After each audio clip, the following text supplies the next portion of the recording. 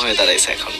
সামনে বাংলাদেশে আমাদের জন্য ভয়াবহ সে আর একটা সিপাহী বিপ্লবের করুণ গতি অপেক্ষা করছে। আপনারা অনেকে ভাবতেছেন এইটাও কি সম্ভব? জামাতের ভাইয়েরা অনেকে বুঝে না, বলে কি করে সম্ভব? মনে করাই দেই, শহীদ নিজামী মুজাহিদ সাহেবেরা মন্ত্রী হিসেবে সর্বশেষ যখন সম্ভবত 2006 বা 2007 মন্ত্রী ছিলেন, বলেন তো তার কয় বছর পর তাদেরকে ফাঁসি দেওয়া হইল? 10 বছরও লাগে নাই। রানিং ফুল মন্ত্রী ছিল, লক্ষ লক্ষ মানুষ তাদের সাথে ছিল, তাদের মন্ত্রণালয়ে একটা পয়সার দুর্নীতি বের করতে পারে নাই। 10 বছরের মধ্যে মন্ত্রিত্বের পর তাদেরকে ফাঁসি দেওয়া শুরু হয় নাই, তাদের সন্তানরা তাদের জানাজাটা পর্যন্ত করতে পারে নাই। সংখ্যা দিয়ে হয় না ভাই, কোটি কোটি মানুষ দিয়ে সবকিছু হয় না।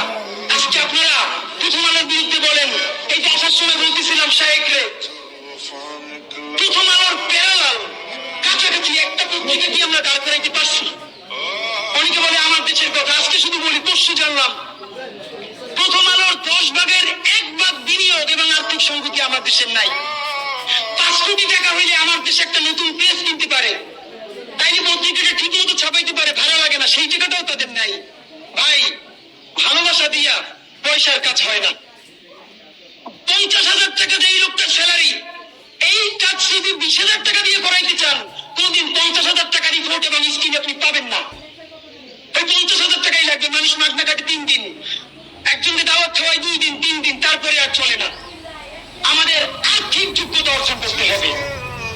আমাদের অনেকগুলো প্রতিষ্ঠান লাগবে, একটা প্রতিষ্ঠান না। আমাদের ভাইদের সমস্যা কি জানেন?